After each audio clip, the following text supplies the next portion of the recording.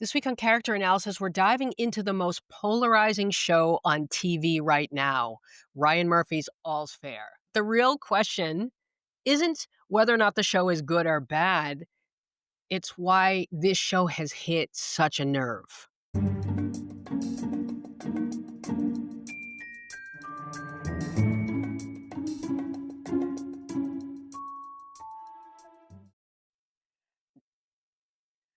Welcome to Character Analysis, the podcast where I play internet detective and armchair psychologist to try and figure out why people do the crazy, ridiculous, and sometimes disturbing things that they do.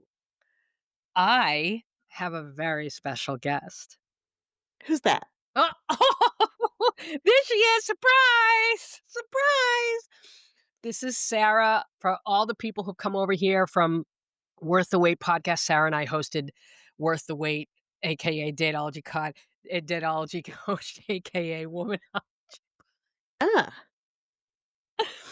For 7 years, where it was mostly just about women's issues, dating advice, things like that, mental health. And we ended Worth the Wait because I really wanted to focus on character analysis, but I knew I always wanted Sara part of it in whatever way makes sense or that she can do. And I'm so glad that she's here because I have been wanting to talk about All's Fair. No one in my life is watching this show. Right? I can't imagine why no one in my life is watching this show. yeah. The premise of this show is that two women used to work at this very white male, older male law firm, and they were really irritated because they weren't being valued. And they got their blessing from sort of their mentor, which was the only woman at the firm, to go start their own firm. And they said, we're going to start a firm, but we're only taking on women clients, Mhm. which immediately made me go, how, okay, that's a choice, especially when you watch this show now and you see the storylines and sort of the cases of the week, you kind of you have some questions about how that works for them financially.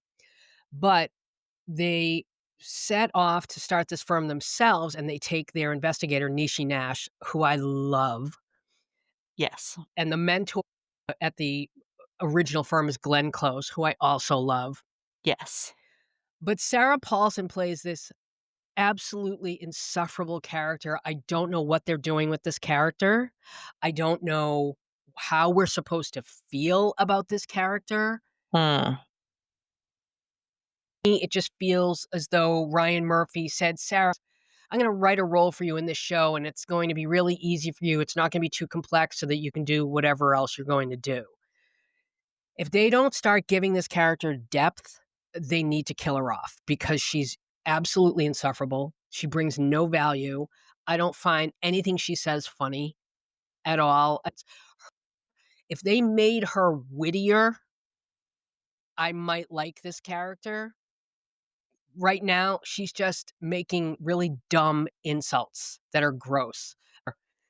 Uh, in So they leave her behind at this firm, and she holds on to this grudge for 10 years, becomes this uber successful lawyer on her own. Mhm. Why she still maintains the grudge and even thinks about these two women, I don't know, Right? because she's so successful. Here's what she is. She's a pick me. She's a pick me, in my opinion, where I don't. Because the grudge she's holding is literally because she didn't get picked to go along with them? I mean, that is it, right? That is it. She's a pick me. Right now, this Yeah. it's so one-dimensional. Before we get into the episodes, what is your take on this show, my friend? I can't know this, with any degree of certainty, but I suspect that I feel watching the show the same way that I would feel after a lobotomy. What? I feel like a worse person for having watched it, and I've watched all 4 episodes that have aired so far. Mhm. It's a trial of endurance, truly. It okay. But I will say, Mhm. I have a different take on the Sarah Paulson character, and it's that I love her. Why do you love her? I love her character because I feel like she's giving voice to all of the emotions that I'm feeling as I watch this show, which is, mostly just anger and wanting to be able to be in person so that I can call Kim Kardashian names. What does she call her? You use cum rag? I used Cunt cum burger? rag, beef Cunt curtains, cunt burger? yeah, listen, we gotta talk about beef curtains Alright, go ahead. because I feel like beef curtains is the most intelligent insult, and it feels very deliberate to me because, Kim Kardashian, we only know her name in the first place because she was best friends with Paris Hilton, right? Mhm, And Paris Hilton, as you may recall, was, however briefly, feuding with Lindsay Lohan circa mhm, 2007. mhm. And there was this ancillary dude named Brandon something or other that called Lindsay Lohan beef curtains. And it clearly has stuck with all of us ever since. Mhm. Inclu I like that they do this case of the week and that they're casting actresses who have, at one time or another, been treated poorly by Hollywood, who have been put under the microscope, whose look have been discussed, whose body's been dissected and picked apart. You have Jessica Simpson, whose entire face and body and behavior and everything has just been put under a microscope since she was on. And Nick Leahy, he just fucking walked away from that show. Like, again, circa 2007 when she was Right. on Newlyweds, that show? Newlyweds, yes. He walks away from that, right? She becomes the target, she becomes the butt of the jokes. And so she has a storyline of what? Being somebody who gets a tremendous amount of plastic surgery because her rock star husband, played by Rick Springfield, be still my 80s little heart, and she's getting all that work done. I think it parallels what she went through as an actress. Remember when she was in the Dukes of Hazzard and she lost all that weight, and I Mhm. mean, her looks have just constantly been part of the discourse when it came to Jessica Simpson. Yes. But the one I really liked was Elizabeth Berkley from Showgirls. Yeah, it was really good to see her. It was, and I don't know if this was intentional, but her storyline was she discovered some sort of chemical that help put sell some product, whatever it is. But her husband put her name on all these documents. Yeah. And when they divorced, he let her have the company, but the company was in massive debt. She owes the former employees, she owes to everything. Mhm. What I thought was interesting about that was Showgirls, that was her name, right? She was the one carrying this film. And Joe Esterhaus, who was the director, who knew that she was just going to be eaten alive by the press. He is in the background. He puts her name on everything. He lets her be the face of it.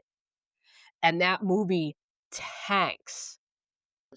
Everybody else in that movie, they managed to walk away unscathed except Elizabeth Berkley. Her career was ruined from that movie. Yeah, And I mean, I would argue that it has had a reprisal, thanks in large part to gay men. mhm, I would agree. That movie has really gained a cult following, and now Mhm. it's appreciated for the camp that it always was. Right. Right. Exactly. But I like the parallel of here's Elizabeth Berkley and she's carrying this business, everything's been put in her name and now it's all on her. Same thing with Showgirls. Was what year did it come out? I wanna say 97 or 98, 90 between I think 97. I don't really know the lore here. So, was there any indication before Showgirls came out that it was gonna flop as hard as it did? No, no. And I worked in movie programming at the time. Joe Esterhaus he directed Basic Instinct. He directed a couple of movies where people liked his Sliver with Sharon Stone. Yeah, so it had big names behind it. Maybe Yeah. Joe Esterhaus knew, I don't know, but she was destroyed by it. Absolutely destroyed. But I like that they're casting women who have been cast aside by Hollywood, and then they had Jennifer Jason Leigh, who Greta Gerwig, the Mhm. director? Yep. Well, she's now married to Jennifer Jason Leigh's ex-husband. That movie, A Marriage Story, is based on Jennifer Jason Leigh Oh, and fascinating. I didn't know Noah that either. Baumbach's marriage. Yeah. Jennifer Jason Leigh's a powerhouse. I love her. And that's why she should be playing one of the attorneys, Right? to be honest. I would love to see her play one of the attorneys. Mhm.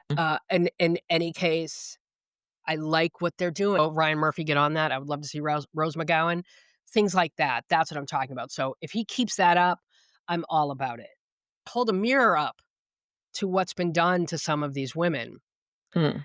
Yeah, my take on this is more cynical than yours, but I think ultimately we're observing the same thing, the Mhm. same strategy, I Right. guess, that Ryan Murphy's employing here. Mhm.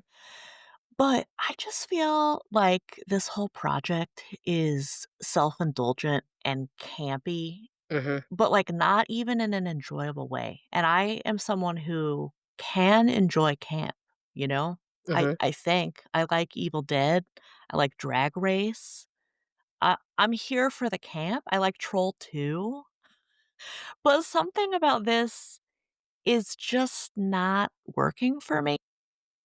It feels like I'm eavesdropping or, like, snooping in Ryan Murphy's journal and reading his private fan fiction about Kim Kardashian.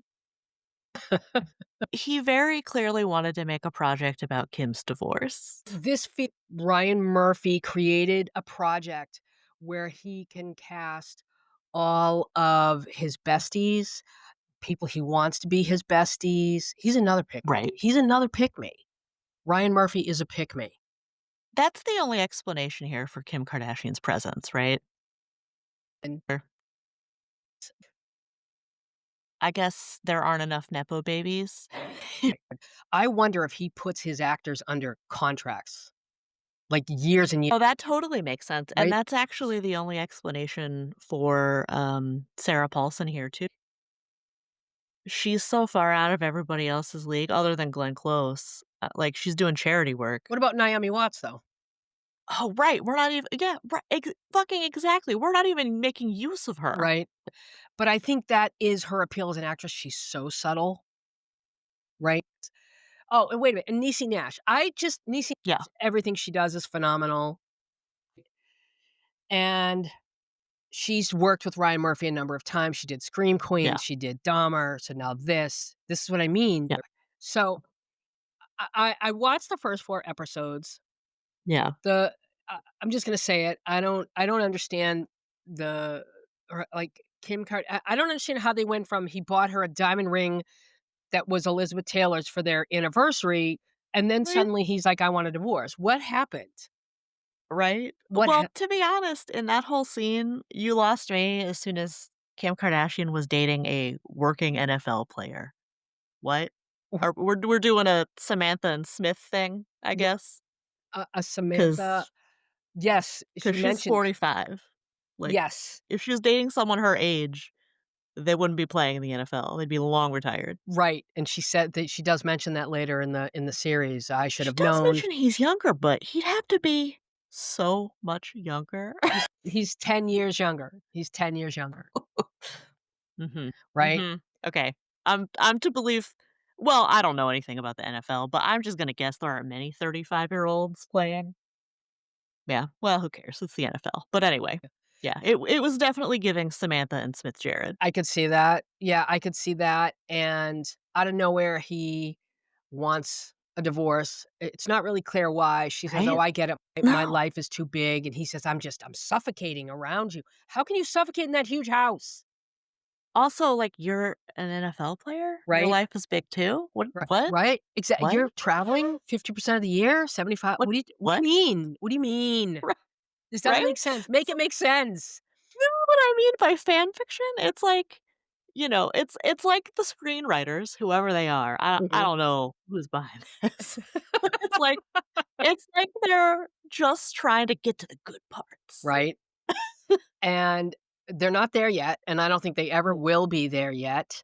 This is I don't care about the husband, now they have the husband's dating a trans woman, and I don't know, is that supposed to be shocking? Okay, that's an interesting plot point, I thought, and Mhm. back to me loving the Sarah Paulson character, I think her monologue in that scene Yes, yep, was actually spot on. yeah, it was spot on. That guy would be a hero if Right, he came out. yes, This is not blackmail fodder. right, exactly. And Um, also, what's with the kink shaming? That's not blackmail fodder either. right. Well, remember who she's up against. She's going up against Glenn Close. Glenn Close is older, right? That is a different generation. But Glenn Close should be more in tune with what's going on culturally, Right? and really did kind of prove that she wasn't. Gosh, wait a minute. Let's go back. Speaking of Sex in the City, the auction was reminiscent of the first Sex in the City movie, where the wife, Yeah, right? She gets kicked out. All she has is all her belongings. She sells it. That's straight out of Sex in the City. it really is. And actually, didn't we also see Richard again? Yes, we did. We did. Yeah. And listen, again, Judith Light, part of the Ryan Murphy canon, Oh, right, right, n yeah. does no wrong. I don't care what it is that she does. L I've been a fan since One Life to Live, Who's the Boss, whatever. She's always reminded me of my oldest sister, Really. Patrice. Yeah, they looked a lot alike. And I just loved watching her. This episode, And she looks great. she looks amazing, and she Yeah. plays this divorcee who was being screwed out of everything, and she gets, she takes everything, goes on, does an auction at Sotheby's, and of course, it's Sex in the fucking City. Well, listen, that whole scene, right, Mhm. where Judith Light's character confronts I'm just gonna call him Richard because that's the actor. Right? James Remar, yeah. Thank you. James Remar Mhm. slash Richard. They're on the street. She basically says, "I love you, but I love me more." Mhm. Oh, that's right, I didn't catch that. Oh, now I wanna go back.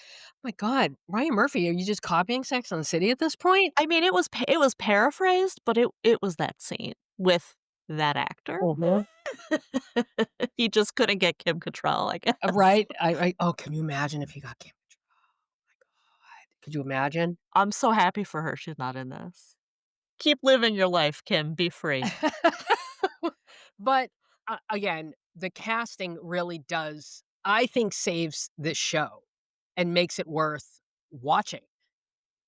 That's really all it has going for it, yeah. Listen, this show's gonna end up coming back for a second season. It's Ryan Murphy, they always do this. I mean, he's probably under contract too, right? Right. Can we talk about contracts for a second? Absolutely. I think we all see what it's attempting to do, right? It's Mhm. camp, it's soapy, Mhm. it's trying to be a little bit bitchy, but like one thing I can't get past in any of the episodes is how little law is happening, I think there's a reason why we never see them in court. right? And so that's a primary gripe I have about the show Mhm. is that like I'm not going to say divorce attorneys aren't real attorneys or like family law is not real law. Of course it is, Mhm. but like this is supposed to be like girl bossing, Right. right? And like I mean, okay, so show me contract law. Show me a contract dispute. Mhm. It's just like it's reheating the First Wives Club nachos a little too much, Mhm. you Yeah. know? But how are you getting these women $200 million payouts? Right. All we've seen so far is blackmail. Right? All we've seen so far is blackmail. I don't even know that I would call them morally ambiguous. No, I think blackmail is pretty illegal. Mhm. Last I checked. Right? Yeah. Right? Because Yeah. that is essentially what they're saying. Either you give her what we want you to give her, or we're gonna put all this stuff out there. Yeah, that's blackmail. That's extortion. Right, and didn't that character have, like, a pretty ironclad prenup? So, yeah, so Right. their answer isn't to, put that whole law degree to work. Let's find out that he likes to dress up like a pig. Let's find out he likes anal beads or a butt plug. Is that what you learned in law school? Yeah. Show me why everyone's coming to you.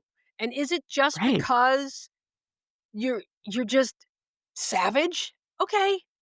All right. That's all right. Fine. But I'm not seeing how you guys are like high-powered lawyers. I'm not getting it. Obviously, again, this is fan fiction, right? As this is a vanity project for Kim Kardashian because she's been trying to convince us she's almost a lawyer Mhm. for like 10 years. Mhm. Even though she did just fail the bar last week. Did you hear that? Yes. So love that for her. But anyway,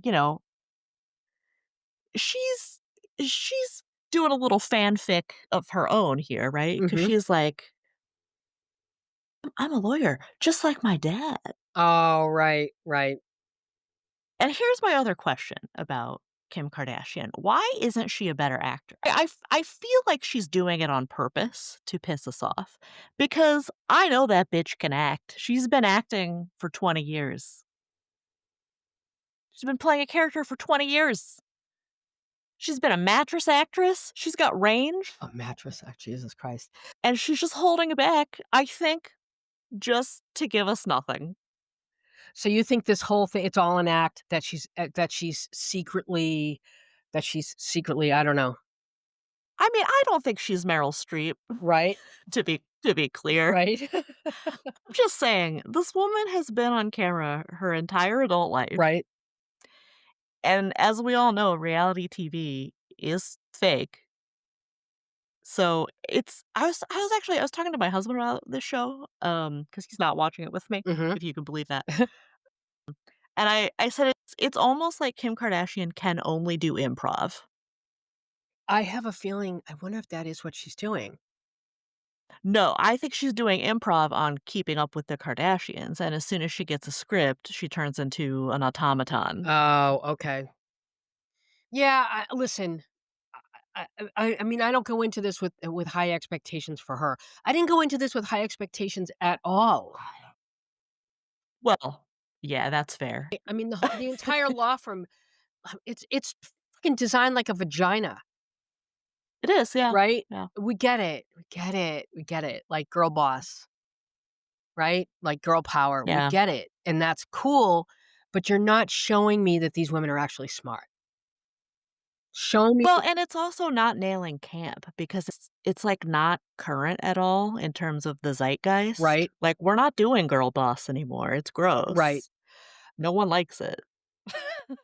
I can't believe Ed O'Neill is signed on to be Glenn Close's husband, and that British guy who's in fucking everything is the Sotheby's auctioneer, and all these people, Jennifer Jason Leigh, all these people signing on to do why? Like, is everyone just desperate to work with Ryan Murphy? Is it 2005 again? I mean, I think he must have a reputation for being hit or miss Mhm. I think at this point he does, because right. because he is, right? So, when he's on, he's really on. Yeah. Yep. And I think you can't always tell by looking at a script, A, who your coworkers are gonna be, and B, whether it's gonna come together. Right. Right. Uh, so Naomi Watts, she's dating this supposedly great guy. He proposes. Carrie. Carrie, right? Now I'm looking back on this. Someone proposes, and did we not think she was going to the restroom to throw up? Right? That's what she was doing. That's Yes, Carrie. definitely. Bro, Yes. we know, we are your audience. I don't know if he thinks you're not getting Gen Z here. You're getting Gen No. X, and you're getting millennials, people who remember Sex in the City. What are you doing? You think we're stupid? And I think Carr supposed to be Miranda? I don't think so. I think she's her own thing. Oh, I would love to see Cynthia Nixon on there. That would be refreshing. Can you imagine? So she's, engaged to this like perfect guy. Supposedly he's so, so great.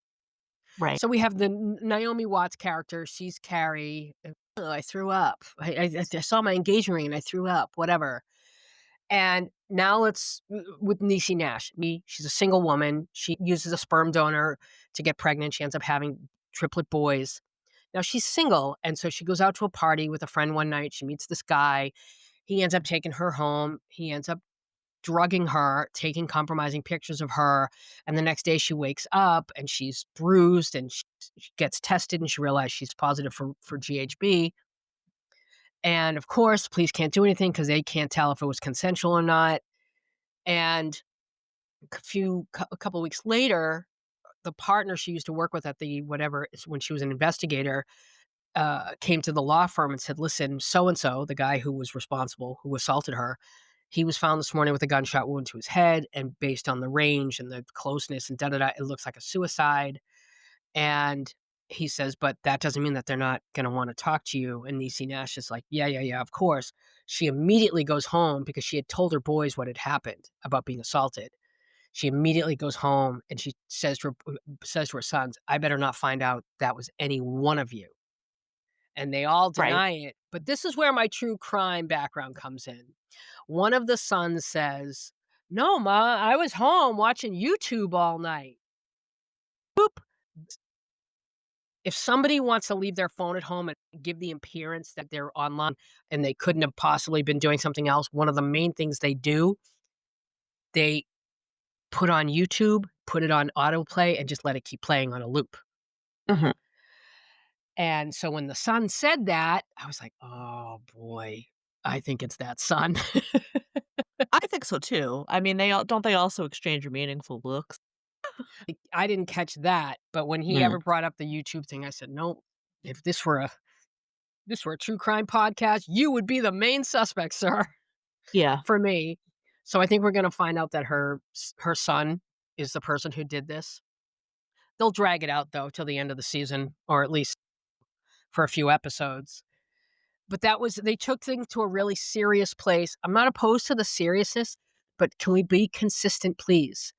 Well, I kinda hated how they took, the only woman of color Right? in the main cast and made her primary storyline sexual violence. Mhm.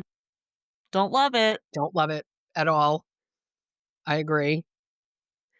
And so I don't know where they're going with that. What else? Those are the 4 main characters, right? Ooh. I hate to keep talking about Kim Kardashian's character. Mhm. I do wanna point out the absurdity of her also committing a crime. Oh, with the embryos. Mm. I feel like that's where Sarah Paulson's character kinda messed up because, of course, Kim Kardashian's gonna run, and I guess she can probably say, "Well, I didn't know. I did this before she even told me." But, yeah, again, this is illegal.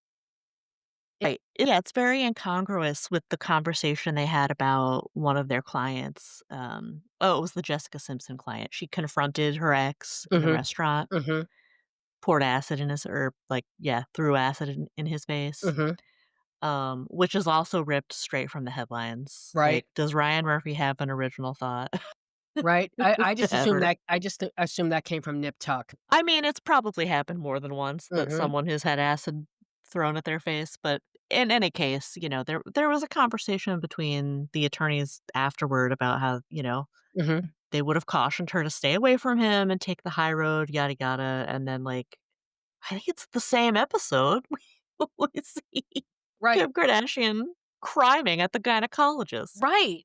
This is what I mean, and I feel listen, I need to really get to know this character before I'm willing to say, "Oh, okay, well, they wanna do that. Alright." I don't feel that they haven't really fleshed out these characters. You need me to like your character, and if you're Right? gonna keep doing illegal shit when you're lawyers, and if you're gonna keep winning your cases by extorting people and blackmailing them and not actually using the law, I'm going to think you're bad lawyers, It kinda seems that way. Yeah. right? I'm gonna think you're Yeah. bad lawyers, so why am I rooting for you if you're bad Right. lawyers? And like you said And maybe this is why I love the Sarah Paulson character. I wish the show was more about the rivalry, to be honest. between I feel her like that and would be Carr? interesting. Mhm. That is interesting, but do we really wanna see women going up against each other and fighting over, like, petty bitches?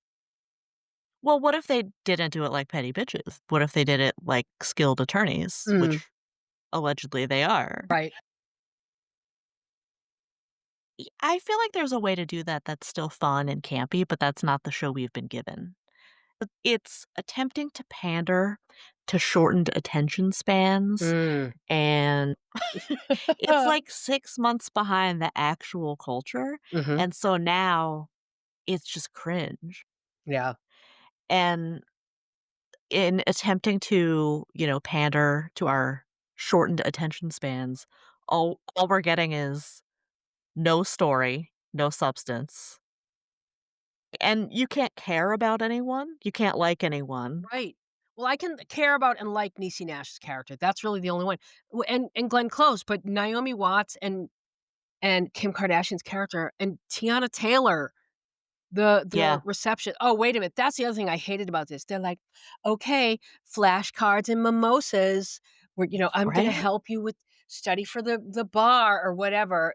It was so absurd It for us to try to believe that that woman would be shitting where she eats so hard. Right? Right, but also that Kim Kardashian would give a shit. Well, yeah, that too. The writing, the way they wrote that was so heavy-handed, and Mhm. you just knew immediately, "Okay, so something's happening here. She's going to be betrayed." Well, it's heavy-handed and also dumb. It's like Yep, it's like instead of giving us proper exposition, right, it just narrates what we're seeing on screen. right, "And now I'm betraying you. right, and Here I am opening the door." wait a minute, the 4 of them at the table, there's always dudes Yes, with them at them eating a meal, like the girls at brunch. it's the diner, yeah, It's the yeah, diner. I mean, they're yeah. they're recreating this dynamic, right? That's what they're doing. They're trying, They're trying hard. Ha, ha, except hard. there's really no chemistry, I don't think, between the main characters. Yeah, that's unfortunate. The most recent episode is really pushing the Niecy Kim friendship on us. Mhm, Give it to Naomi Watts, because all the world knows of Kim Kardashian is being a narcissist. So, right, like, for her to be a shitty actor and you to give her a role in which she's anyone's best friend and cares about anyone, right. stop gaslighting me, Ryan Murphy. And don't forget, Kris Jenner's one of the producers of the show. Oh, that makes sense, yeah. Uh-huh, that makes sense. Sarah, how I have missed you. Thank you, Kristen. It's good to be back. I And like you said at the top here, no one in your life is watching this, so I don't know whether folks will want us to recap the whole series or not, or maybe, come back with like a part 2 and it's just like first half, second half. Yeah, let us know if you want us to recap this show. I also, you know what, I did finish, just about finished watching The Beast in Me on Netflix, and it's so good. Matthew Rhys never he's always playing, like, kind of the good guy. I love morally ambiguous characters. He's not morally ambiguous here. He is delicious in this role. Claire Danes is the whole cast. The whole cast, every single scene moves the story along. You never feel like, "Oh my god." It's not like watching All's Fair, Sarah. Well, that sounds good. Watch it on Netflix if you wanna if well, like, I'm happy to talk about that too because, yeah, if you're not watching it, go watch it. Also, I want people to know I've become sort of a brand ambassador for the coffee protein powder Javi, which I Mhm. love. It gives me the protein that I need in the morning so I don't have to, like, cook. You know how I am, especially with the ADHD. 1 scoop of the protein powder and mix it, a little bit of cream, and I'm getting something like 35 grams of protein for my breakfast. There's no cleanup. There's only 1 gram of sugar in the protein. It's real coffee, real ground coffee. They have different flavors. They have mocha. They have sugar cookie. What's your favorite flavor? Sea salt caramel and mocha Mm. are what I love, but I am going to put a discount code in the notes so that you can get 15% off. Best day. It doesn't make you jittery or anxious, but if you want to sleep well, make sure to don't drink. Don't I would say don't have even one scoop after 5 o'clock. I wouldn't, And put on All's Fair. and put on All's Fair to help you fall asleep. But I love this. I have one at like 7 and then maybe like 3 or 4 o'clock. Mhm. I get that 35 grams of protein, and I'm not ordering dinner anymore. I'm saving 25, $30 a day because I'm not door dashing. Remember, that was my big thing. It was, yeah. So it's Javi Coffee. I'm going to put the 15% discount code in the show notes.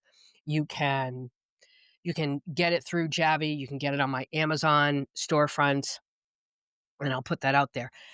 Guys, thank you so much for listening. If you have any suggestions, whether it's a podcast you want me to listen to, a TV show you want me to analyze, is it a true crime case, whatever it is it a psychological principle? Send me the suggestions at chris@mycharacteranalysis.com, or you can send it to me through TikTok or Instagram at mycharacteranalysis. Don't forget to follow us on Patreon. That's where the bonus podcast episodes are. That's where the bonus video content is, and the bonus Mind Matters segments that I do about mental health and ADHD and trauma healing. Those little mini segments go up on my Patreon as well. And that's patreon.com/mycharacteranalysis. Follow me on everything. My Character Analysis, YouTube, TikTok, and Instagram. Well, this has been a little reunion of sorts, and I've loved it. Yeah, Uh, thanks for having me back. always, always, my friend. Bye.